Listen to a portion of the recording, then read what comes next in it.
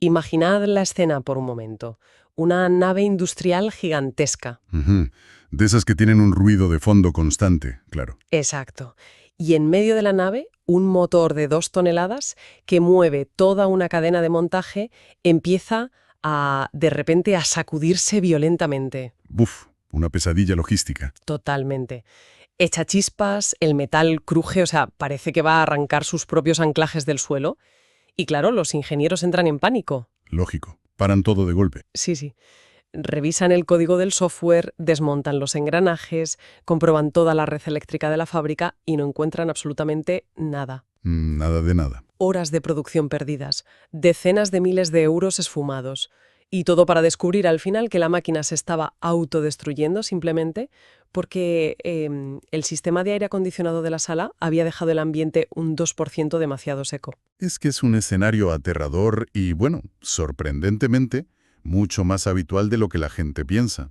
¿De verdad? Sí, sí, sí. Solemos tener esta ilusión reconfortante sobre los diagnósticos. O sea, queremos que sean como una radiografía médica, ¿no? Con una fractura limpia y blanca donde alguien señala y dice, mira, ahí está el problema. Ya, claro, el hueso roto y punto. Exacto.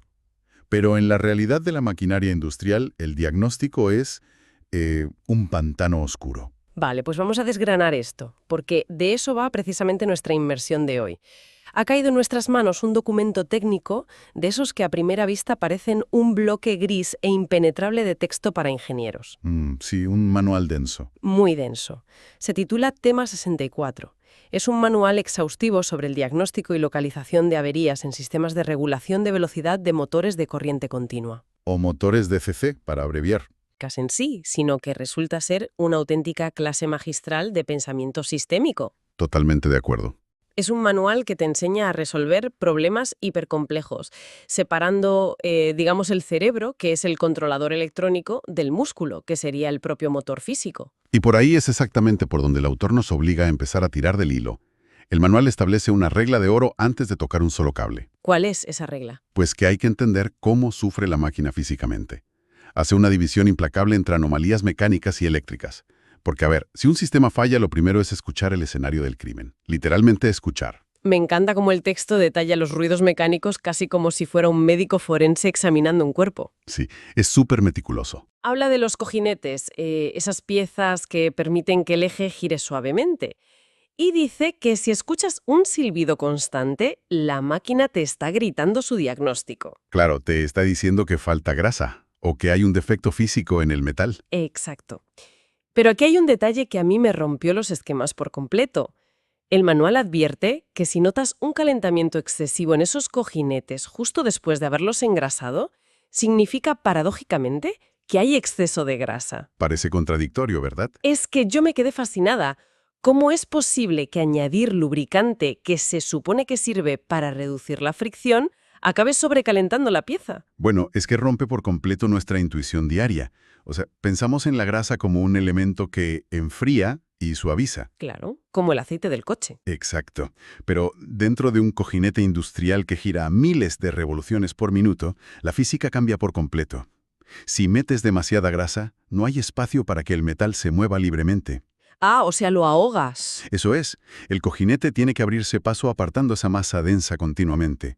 Es un fenómeno que en ingeniería llamamos batido. Batido, como batir una masa espesa. Sí, sí, y esa resistencia de los fluidos genera una fricción interna brutal que retiene todo el calor. Por eso, la solución pragmática que da el manual es fascinante. Sí que te dicen que quites la tapa de carga. Exactamente. Quitas la tapa y haces girar el motor para que escupa físicamente la grasa sobrante hasta que vuelva a su temperatura normal. Es literalmente purgar la máquina hasta que respire de nuevo. Madre mía. Y bueno, si descartamos los ruidos y pasamos a las vibraciones, el manual vuelve a ser hipermetódico, te obliga a fijarte si el motor vibra estando acoplado a la máquina que mueve o si vibra estando completamente libre. Claro, porque si vibra estando libre de cargas externas, el problema lo tienen sus propios huesos, digamos. En su propia estructura. Eso es. Puede ser un desequilibrio en el rotor o un defecto de alineación interno. Pero si la parte mecánica está sana, Si los cojinetes están purgados y el eje equilibrado, y la máquina sigue dando sacudidas violentas, entonces nos vemos obligados a mirar las fuerzas invisibles, pasamos a las anomalías eléctricas. Y ahí es donde el manual describe un síntoma muy gráfico. Dice que el motor gira a golpes o a tirones. Sí, un síntoma clásico. Y la causa que señala es que hay una espira del inducido en cortocircuito. A ver, yo entiendo que el inducido es la bobina de cables de cobre que gira dentro del motor. Correcto. Pero si un solo cable hace cortocircuito, ¿por qué el motor no se apaga simplemente? ¿Por qué da esos tirones físicos tan violentos? A ver, hay que visualizar cómo funciona un motor de corriente continua. No se mueve por arte de magia. Claro, lleva magnetismo. Exacto. Se mueve porque generamos campos magnéticos que se repelen y se atraen continuamente, empujando el inducido para que gire. Imagina una rueda tirada por una docena de caballos invisibles perfectamente sincronizados. Vale, me gusta la analogía. Si una espira, es decir, una de esas vueltas de cable de cobre, entra en cortocircuito, la corriente se salta a esa zona. El campo magnético en ese milímetro exacto desaparece. Oh, ya veo por dónde vas. Así que, en cada vuelta que da el rotor, hay un punto muerto donde se pierde la fuerza electromagnética. Pierdes un caballo, por seguir con la analogía. Así que el motor pierde el equilibrio magnético. Y por eso pega un tirón violento cada vez que pasa por ese ángulo ciego. Entendido perfectamente. Tenemos claro cómo diagnosticar el músculo roto o el magnetismo defectuoso. Pero, ¿qué ocurre cuando llegamos a la frontera exacta, donde lo eléctrico choca físicamente con lo mecánico? La conmutación. Un tema peliagudo. El manual dedica una sección enorme a lo que llama mala conmutación y presenta una tabla que sinceramente da vértigo. Es una tabla bastante intimidante, sí. Enumera síntomas como chispeo a la entrada de la escobilla o estrías sobre el colector. Y lista, atención, nada menos que 36 causas diferentes. Sí, la conmutación es el corazón de la máquina. El colector es ese cilindro de cobre formado por pequeñas láminas separadas, y las escobillas son los bloques de carbón que frotan contra él para inyectarle la electricidad mientras gira. Un entorno súper hostil. Totalmente. Es un entorno de fricción extrema y altísima tensión. Pero yo confieso que al leer esas 36 causas diferentes solo para que salte una chispa, mi primera reacción fue pensar que es un diseño terrible. Pareciera que la máquina es de cristal. Ya, es lo que suele pensar la gente al principio. O sea, el manual lista cosas evidentes como polvo abrasivo, que lo entiendo, pero también incluye cosas como ajustar milimétricamente la presión del muelle de la escobilla. Y luego, las causas 14 y 15 me dejaron loca. La humedad. Sí, humedad del aire muy elevada o humedad del aire muy baja. ¿Cómo puede afectar el parte meteorológico a un bloque macizo de hierro y cobre? Lo fascinante aquí es que esa aparente fragilidad es en realidad una muestra de precisión extrema. Un motor electromecánico es un ecosistema vivo casi. ¿Un ecosistema? Sí. Las escobillas de carbón no pueden simplemente raspar el cobre en seco. Si lo hicieran, se desintegrarían en horas por la fricción. Lo que ocurre a nivel microscópico es que al girar, el carbón se mezcla con el vapor de agua del aire y la oxidación natural del cobre. Ah, para crear algo nuevo. Exacto. Crean una película protectora, una pátina microscópica sobre el colector. O sea que el motor fabrica su propio lubricante a nivel molecular usando la humedad de la habitación. Yo estoy asombrada. Efectivamente. Y esa pátina permite que la corriente fluya limpiamente sin que el carbón se destruya. Si el aire acondicionado de la nave reseca demasiado el ambiente... Como en el ejemplo que dimos al principio. Exactamente. No hay humedad suficiente para mantener esa película. El cobre queda expuesto, el carbón se astilla, la resistencia eléctrica se dispara en ese punto de contacto y la energía sobrante se libera en forma de mini explosiones de plasma. Las famosas chispas. Las chispas. Así que un operario que enciende la calefacción un poco más de la cuenta puede desencadenar una degradación catastrófica en el motor principal de la planta. Madre mía. Viendo la infinidad de variables minúsculas que pueden hacer que este ecosistema colapse, la pregunta lógica es ¿cómo se enciende este monstruo por primera vez sin volar la fábrica por los aires? Bueno, el manual no asume en ningún momento que baste con darle al botón de encendido, desde luego. No, en absoluto. Para evitar el desastre, el texto introduce un protocolo militar llamado puesta en servicio. Es una fase crítica. Antes siquiera de dar potencia al motor, hay una fase de configuración de hardware puro en el propio variador, que es el cerebro del sistema. Hablan de comprobar compatibilidades de placas y de verificar unos conmutadores, a menudo llamados caballetes o jumping. Sí, son pequeños puentes físicos en los circuitos para adaptar las tensiones de la red a la placa base. Pero aquí es donde se pone realmente interesante la inversión, en los reglajes estáticos. El protocolo dicta una maniobra que suena a locura total. Te obligan a bloquear mecánicamente el eje del motor. Sí, es una prueba de fuego. Es decir, tienes un motor gigantesco diseñado para mover toneladas y le pones un anclaje físico para impedir que gire. Luego le inyectas corriente y va subiendo la intensidad. Tienes que ver hasta dónde llega. Al leerlo, no pude evitar pensar en la doma de un caballo de carreras. Lo tienes en el establo, le pones riendas de acero ancladas a la pared y lo azuzas para que tense todos sus músculos al máximo, sin dejarle dar un solo paso. Todo esto solo para medir cuánta fuerza bruta es capaz de generar. Es que es una analogía perfecta para entender el propósito del reglaje estático. El variador de velocidad, ese cerebro electrónico, viene ciego de fábrica. No sabe a quién controla. Exacto. No sabe qué motor tiene conectado. Necesita registrar el límite absoluto de corriente que puede inyectar sin destruir el sistema. Lo que el manual llama la Emax, o intensidad máxima. Vale, entiendo. Al bloquear el rotor, fuerzas al motor a demandar toda la corriente posible. Pero el autor lanza una advertencia en mayúsculas y cito textualmente: no estar mucho tiempo en limitación de intensidad, ya que existe el riesgo de calentamiento de las delgas del colector. Y ahí quería yo llegar. ¿Por qué se calientan justo las delgas? ¿Qué ocurre físicamente si mantienes al caballo bloqueado demasiado tiempo? A ver, las delgas son esas pequeñas tiras de cobre del colector por donde entra la electricidad. Cuando el motor gira normalmente, la enorme cantidad de corriente eléctrica se va repartiendo y enfriando entre todas las delgas a lo largo de la rotación. Se distribuye la carga térmica. Eso es.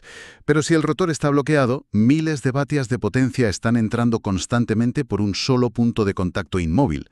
En cuestión de segundos, la resistencia térmica se dispara y el cobre literalmente se funde. Llamado compensación de caída RI. Ah, la caída RI, fundamental. Básicamente, te piden que observes si el motor pierde velocidad cuando la máquina empieza a realizar un trabajo pesado. Y si decae, ajustas el variador para compensarlo. Pero, ¿qué significa caída RI? ¿Por qué el motor se viene abajo al meterle peso si el cerebro le sigue mandando la misma energía? La caída RI es una ley ineludible de la física. La R es la resistencia física de los cables y bobinados, y la I es la intensidad de la corriente. Ajá. Por muy buenos que sean los cables de cobre, siempre oponen resistencia al paso de los electrones. Cuando la máquina entra en carga, necesita absorber mucha más intensidad para mantener la velocidad. Lógico, hace más fuerza. Pero al intentar empujar toda esa corriente extra a través de los cables, una parte del voltaje se pierde por el camino, disipándose como calor en la propia resistencia del cableado. Al llegar menos voltaje real al motor, este se frena. ¡Oh! O sea, el cable le roba energía. Exacto. La compensación de caída RI es enseñarle al cerebro a anticipar esa pérdida.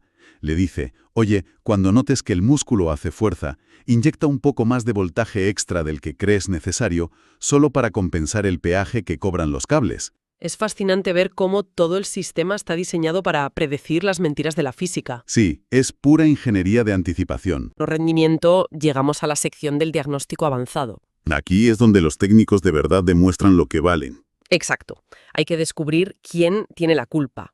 ¿Es el cerebro electrónico, el sistema nervioso o el músculo bruto? Y hay un síntoma que parece de película de terror industrial. El manual dice: el motor se embala. Sí da pánico solo de pensarlo. La máquina acelera sin límite de forma incontrolable. Nuestros instintos nos engañan aquí, porque claro, si ves un motor de 2 toneladas aullando y girando fuera de control, la vista te dice que el motor está roto. Es lo que pensaría cualquiera. Te manda a mirar la continuidad eléctrica de un pequeño componente externo llamado tacodínamo. Ignoras a la bestia rugiendo para buscar un hilito suelto. ¿Por qué el manual desconfía tanto de lo evidente? Si conectamos esto con el panorama general del control de sistemas, encontramos el concepto de los bucles de realimentación cerrados. Es vital entender que el motor masivo es completamente estúpido, es pura fuerza bruta. Solo obedece. Solo ejecuta el voltaje que le envía el variador, que es el cerebro. Pero el cerebro está encerrado en un armario eléctrico, no puede ver el motor. Para saber a qué velocidad va la máquina, necesita un sistema nervioso, y esa es la tacodínamo. Un sensor de velocidad. Exacto. Es simplemente un generador pequeñito acoplado físicamente al eje del motor grande. Cuanto más rápido gira el motor, más voltaje produce este generador diminuto, enviando esa señal de vuelta al cerebro. De modo que si el cable de la tacodínamo se suelta por la vibración... El cerebro se queda completamente ciego. ¡Madre mía! Piensa en esto. El cerebro le está mandando energía al motor para que ruede a, digamos, 1000 revoluciones. Pero como el cable del sensor se ha roto, la señal de la tacodínamo que llega de vuelta es 0 voltios. ¿Y el cerebro entra en pánico? El cerebro piensa, vaya, el motor está parado. No tiene fuerza suficiente para mover la carga, así que inyecta más voltaje. Sigue leyendo 0. Entra en pánico total e inyecta la máxima potencia que tiene. O sea, el músculo obedece y acelera hasta la destrucción mecánica. No porque el motor esté roto, sino porque el cerebro que lo controla ha sido engañado por un cable roto. Quien falla es quien informa, no quien ejecuta. Esa es la lección. Entonces, ¿qué significa todo esto para el técnico que está frente a la máquina sudando frío? Significa que no puedes fiarte de lo que ven tus ojos. Tienes que usar herramientas forenses de interrogación. Y herramientas muy específicas, además. Sí, el manual se pone muy estricto con el equipo. Nada de multímetros baratos comprados en una ferretería. Piden un polímetro de al menos 20.000 ohmios por voltio y el uso de un osciloscopio de doble canal que, subraya el texto, debe estar aislado de la red. Esto es importantísimo. Yo te quería preguntar por eso. ¿Por qué tanto énfasis en aislar el equipo de medición? ¿Qué peligro hay si simplemente lo enchufas en la pared de la fábrica? Bueno, yo estoy seguro de que muchos han aprendido esto por las malas. Es un detalle crucial de seguridad y precisión. Cuando enchufas un osciloscopio normal a la pared, su chasis y su masa interna están conectados a la toma de tierra general del edificio. Vale, lo normal en cualquier electrodoméstico. Sí, pero los sistemas de regulación industrial manejan potencias inmensas y generan corrientes residuales que fluyen por las estructuras metálicas de la nave buscando tierra. Si conectas el osciloscopio al variador para medir una señal de control delicada, creas lo que se llama un lazo de tierra. Un lazo de tierra, ajá. Estás uniendo la tierra sucia de la fábrica con la tierra sensible del circuito. Esa corriente residual entrará por la sonda del osciloscopio, distorsionando por completo las ondas que ves en pantalla. O sea, no puedes leer nada fiable. O peor aún, si te equivocas de punto de prueba, esa corriente masiva encontrará el camino más corto hacia tierra a través de tu costoso equipo de medición, fundiendo el osciloscopio al instante o, provocando una explosión. Madre mía. Tienes que aislar al observador del sistema observado. Es física básica y supervivencia básica. Pues ese nivel de aislamiento se traslada también a cómo te obligan a medir. Hay una tabla para probar el puente de potencia, donde viven los famosos tiristores. Y las instrucciones son literalmente un mapa del tesoro forense. Sí, las instrucciones de polaridad. Te dicen, pon la punta positiva del medidor en el pin AL1 y la negativa en el pin M1. Si haces eso, la lámpara de prueba debe encenderse o el medidor dar continuidad.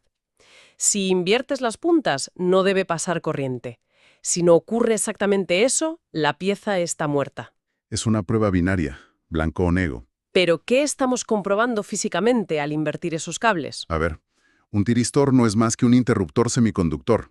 A diferencia de un cable normal que deja pasar la electricidad en ambas direcciones, el tiristor es una puerta de una sola dirección, que además requiere un impulso electrónico en un tercer pin para abrirse. Como un torniquete del metro. Exacto. Al poner la punta positiva en el ánodo y la negativa en el cátodo, estás simulando esa dirección única con el pequeño voltaje que emite la batería de tu multímetro. Si la corriente fluye en la dirección opuesta al invertir las puntas, significa que la barrera interna de silicio del tiristor se ha reventado. O sea, ¿la puerta se ha caído de las bisagras? Y la pieza está cortocircuitada, efectivamente. Pero hay un detalle que me vuelve loca en esa misma página.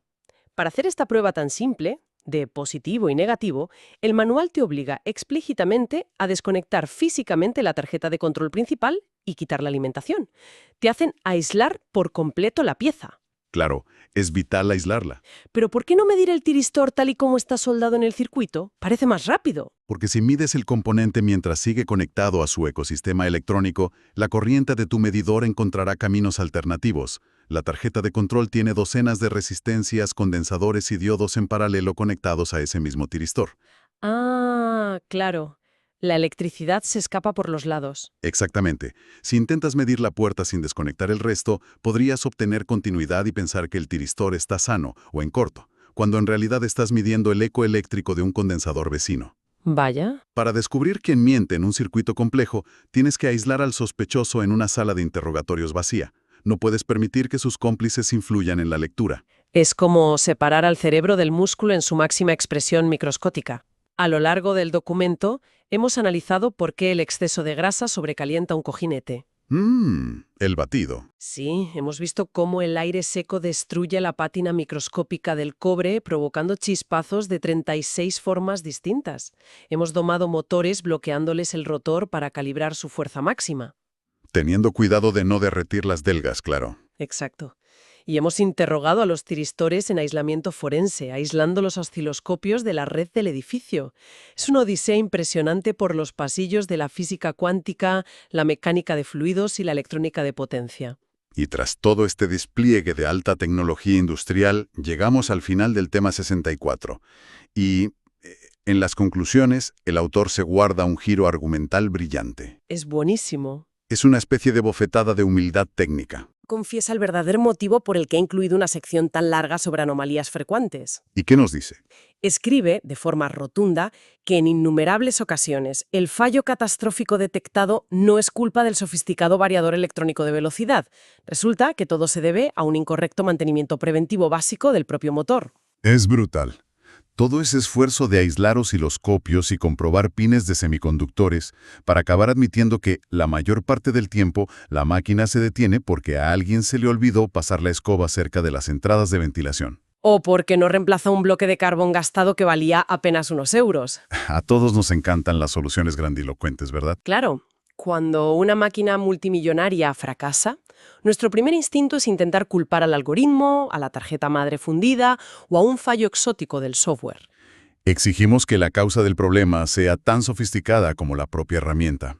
Pero la aplastante realidad, y digamos la lección filosófica encubierta en este manual de ingeniería eléctrica, es que a menudo fallamos en lo más obvio. Olvidamos engrasar el cojinete o no comprobamos si el aire está lo bastante húmedo para mantener la pátina del cobre intacta. Y fíjate, esto plantea una pregunta importante para nuestra forma de trabajar y diseñar en la actualidad. Te escucho. Vivimos en una época obsesionada con añadir capas de inteligencia artificial para diagnosticar sistemas y monitorizar miles de variables informáticas en tiempo real. Construimos algoritmos que buscan fallos en el software de las fábricas. Todo ultra digitalizado. ¿Sí? Pero viendo que en los sistemas de fuerza bruta que sostienen nuestra industria, la causa raíz sigue siendo un mantenimiento físico rudimentario, cabe preguntarse si nos estamos equivocando de enfoque.